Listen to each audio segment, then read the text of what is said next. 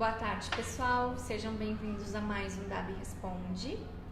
A Laura, nossa colega, não conseguiu estar presente hoje, e então eu vou substituí-la. Eu me chamo Sumaia e quem irá me acompanhar é a minha colega Nicole. Tudo bem, pessoal? Hoje o tema é promoção e prevenção em saúde bucal.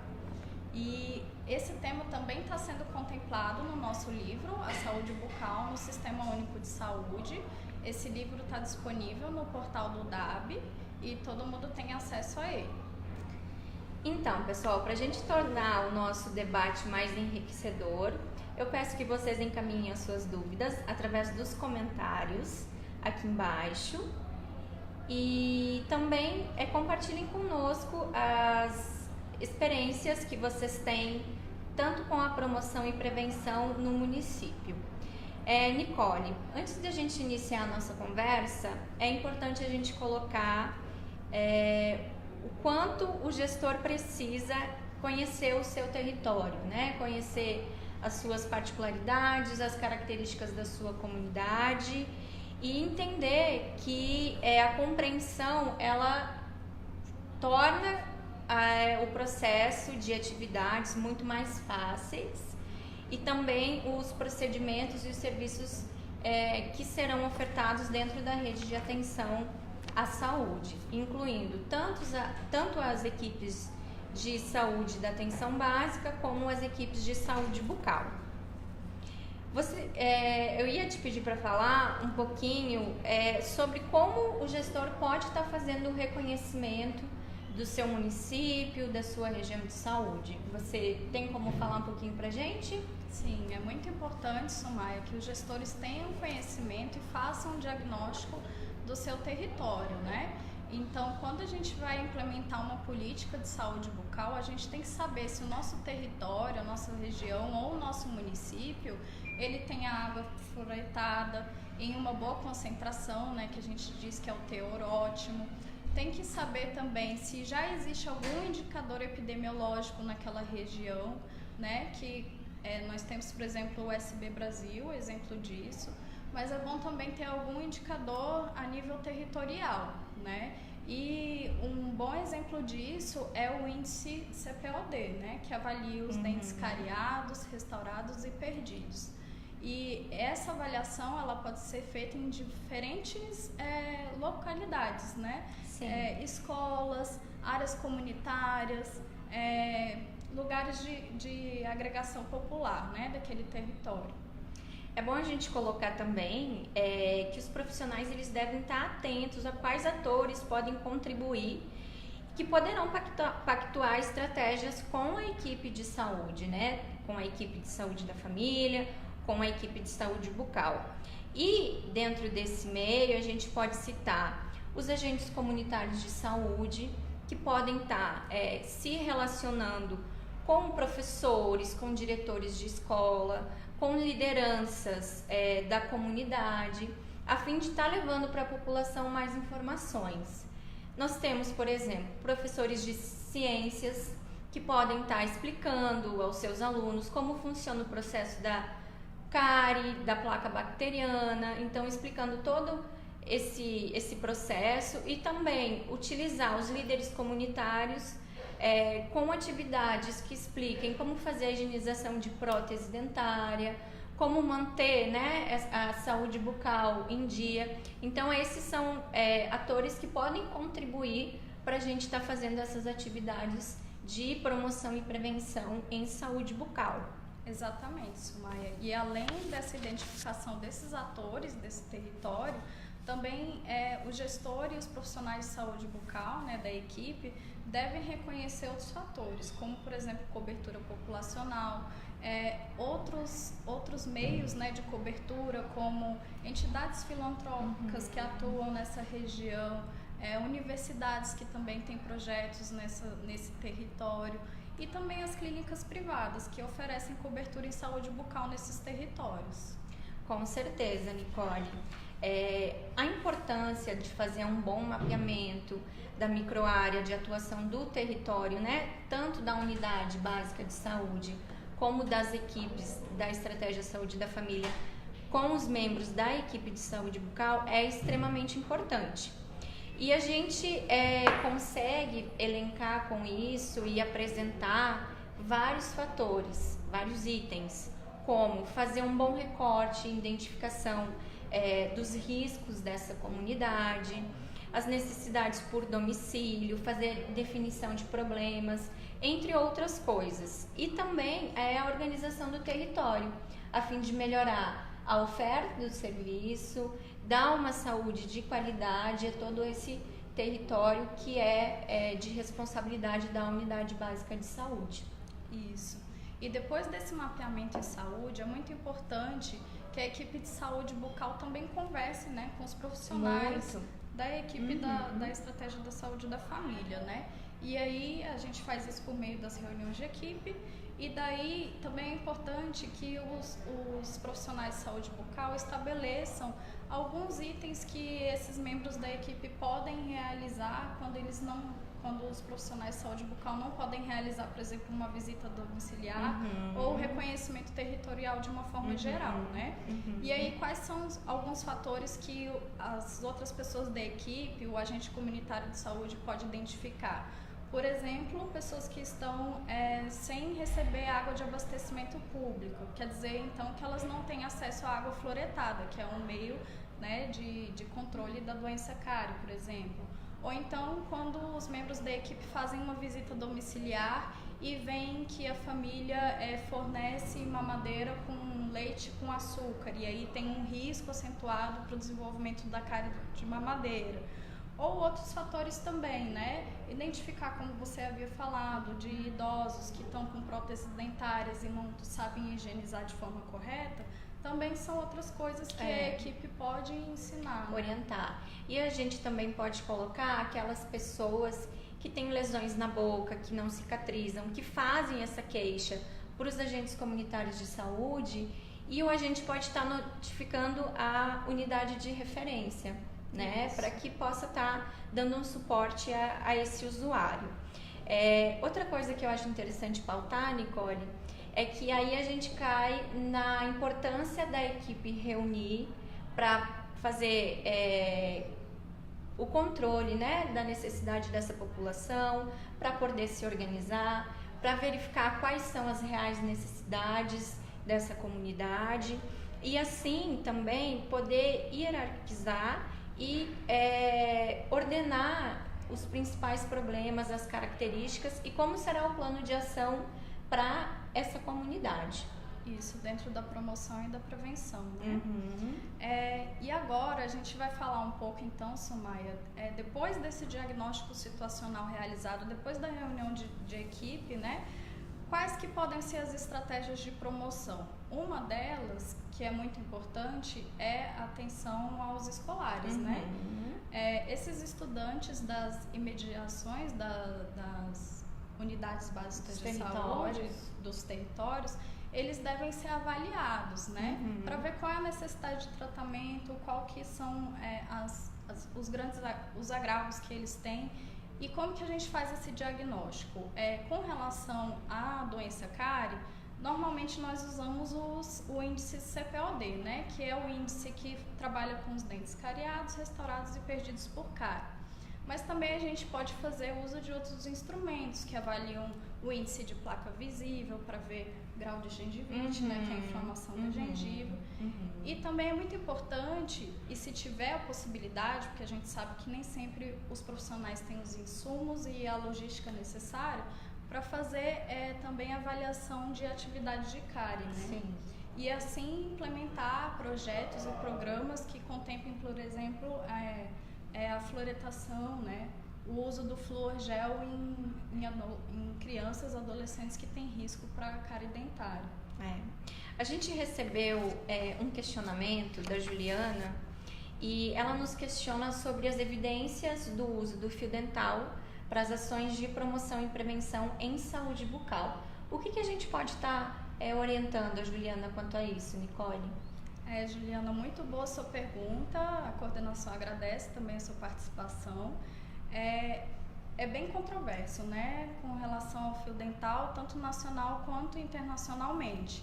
Mas a nossa coordenação acredita que fomentar, né, o uso de práticas de higiene bucal, de autocuidado, são muito importantes, porque da infância até a fase adulta. Da infância porque a gente cria esse hábito saudável, né, e uma coisa de comportamento mesmo, de autocuidado, que é muito importante porque vai se perpetuar durante a vida dessa pessoa.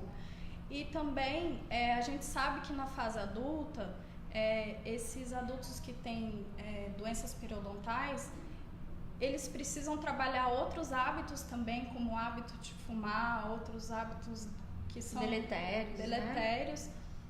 Mas também é importante fomentar para essas pessoas, né, o autocuidado. E o fio dental, ele desorganiza, né, essa placa entre os dentes. Outra coisa também que é muito questionado pra gente é se existe uma orientação correta quanto à higienização, à escovação dental. A gente preconiza alguma técnica, recomenda? Como a gente pode nos colocar quanto a isso? Então, existem diversas técnicas de escovação. A gente tem uma técnica hoje que é orientada para as pessoas que estão em fase de erupção dos dentes, né? Crianças, adolescentes e a partir dos 18 aos 21 anos aí com os terceiros molares, que é a escovação horizontal, pegando o último dente para que não haja um acúmulo de placa dentária nesses dentes, né? A gente tem uma particularidade desses dentes porque eles têm uma anatomia diferenciada e isso propicia um maior acúmulo de comida.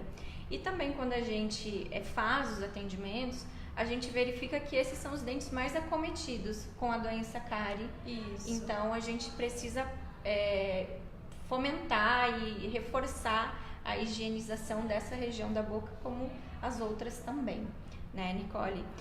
Outra coisa também que a gente recebe e tem bastante questionamentos é quando os pais devem iniciar a escovação de crianças. Tem uma idade mínima? Pode ou não fazer uso de fluoretos, de cremes dentais com flúor? Como que está essa situação hoje em dia? Então, a partir da erupção do primeiro dentinho do bebê, já pode fazer escovação com pasta de dente, tem que ser muito pouco, um grãozinho de arroz, e já pode fazer escovação com a própria pasta que a família toda usa. Não tem mais a particularidade de usar os cremes dentais sem flúor até 3 anos. Não, isso já pode usar com flúor. Isso a gente já tem artigos hoje que falam que isso não interfere mais. Só tomar cuidado com a quantidade, que é um grãozinho de arroz. Isso. A gente também tem, né, os agentes comunitários de saúde como um meio de comunicação entre a comunidade, o território e a unidade de saúde básica. E como a gente pode utilizar o serviço desses profissionais para melhorar o nosso atendimento dentro de equipes de saúde bucal?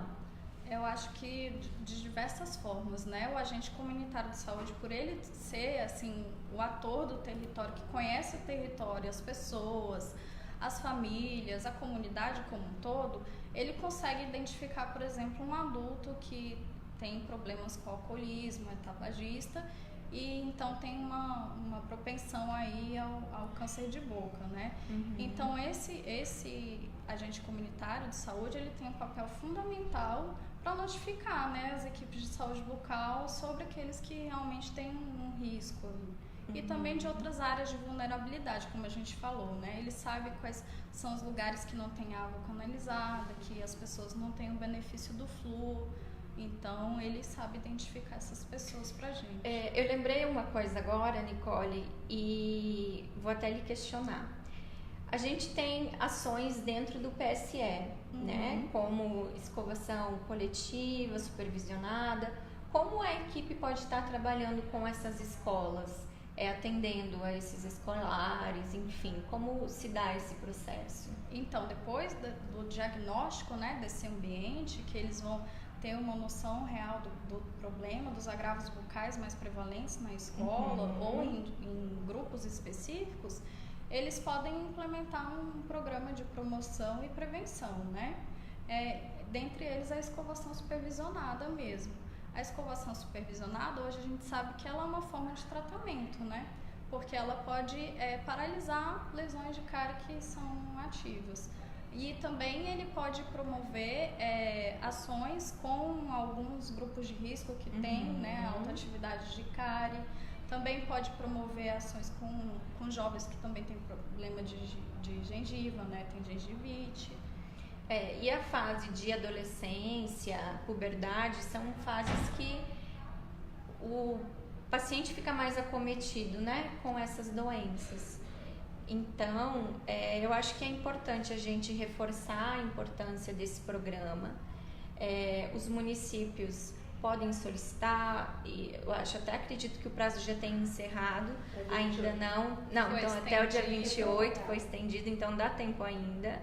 E é um meio de a gente estar promovendo a saúde bucal dessa população. O quanto antes, melhor, né, Nicole?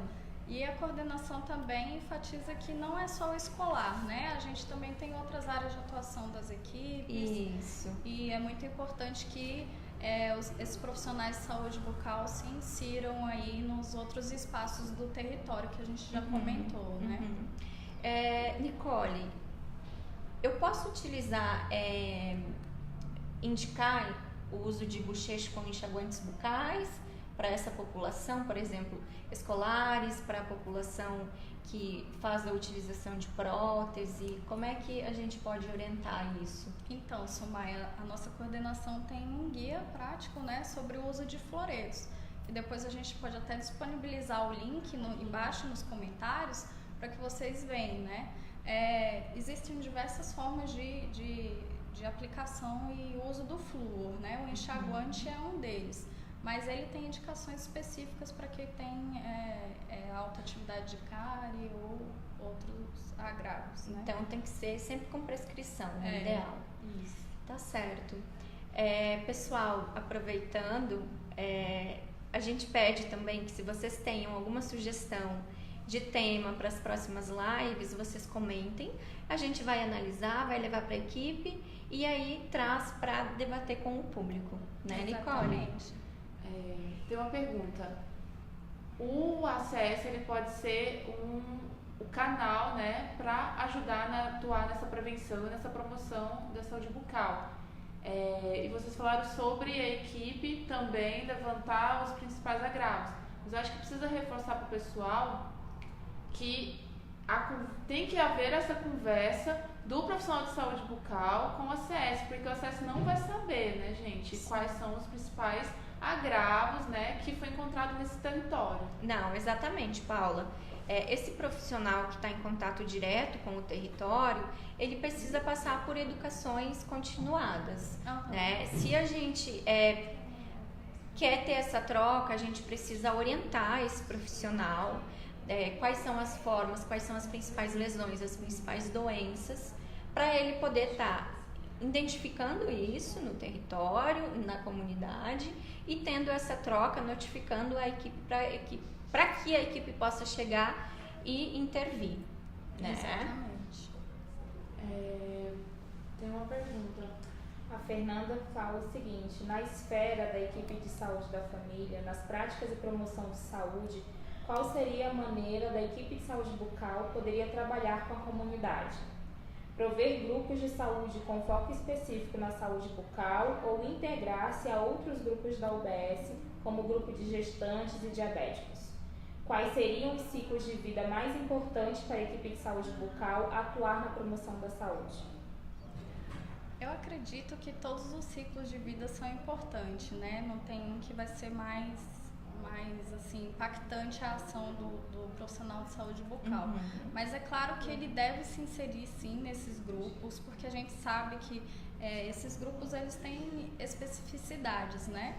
As grávidas têm alguns problemas bucais, às vezes aparecem mais relevantes. Isso. Os diabéticos também têm muita relação com doenças periodontais, né? Então, tem até estudos que dizem que a doença periodontal afeta, né, a glicemia. Ainda não foi comprovado, mas existem esses estudos em andamento.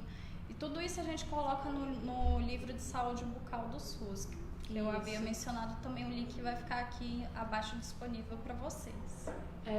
Pensando na pergunta da Fernanda, E também nos acontecimentos que a gente vive recebendo, né, notificação de que tem pessoas que pedem cadastros, né, faça seu cadastro para ser atendido no SUS, né, no Programa Brasil Sorridente. Como que essa equipe de saúde bucal pode também combater esse avanço dessas notícias falsas e falar que existe o serviço ali para a comunidade? Então, a gente defende e tenta orientar isso, né? Que o Sistema Único de Saúde ele é universal. Ele não precisa de um cadastro prévio, ele não precisa de informações para que o usuário possa ter, seja permitido o acesso ao atendimento a essa pessoa. E a interação da equipe com a equipe no todo da unidade é extremamente importante, junto com as lideranças comunitárias, com os diretores escolares, com pessoas de referência da própria comunidade, né, Nicole? Exatamente. A Paula pontuou uma coisa bem importante, porque infelizmente, né, tem algumas pessoas que se promovem com o nome do Programa Brasil Sorridente. E o SUS é gratuito e universal, não precisa de nenhum cadastro mesmo, né, Sumaia, como você falou. E as equipes de saúde bucal, elas estão preparadas para fazer, né, o primeiro atendimento, os atendimentos que são considerados atendimentos básicos, né, em torno da saúde bucal. E se houver a necessidade de fazer uma referência para um tratamento de especialidade ou para um tratamento de atenção terciária, que seria a nível hospitalar, a gente pode estar fazendo esse encaminhamento, né? As equipes têm condição para estar fazendo esse encaminhamento e não deixar esse paciente sem o acompanhamento necessário. Exatamente. As equipes de saúde bucal, né, nas unidades de saúde básica, elas são a porta de entrada de todo o usuário do Sistema Único de Saúde e é resolutiva, né? Exatamente. Então, pessoal, a gente vai encerrar por aqui. Caso surjam alguma dúvida, coloquem nos comentários. Lembro também que a nossa live fica gravada e disponibilizada no YouTube. E se tiverem dúvidas ou sugestões para o nosso próximo debate, comentem que a gente analisa e leva para vocês na medida do possível. Eu quero agradecer a presença da Nicole e até a próxima. Tchau, tchau.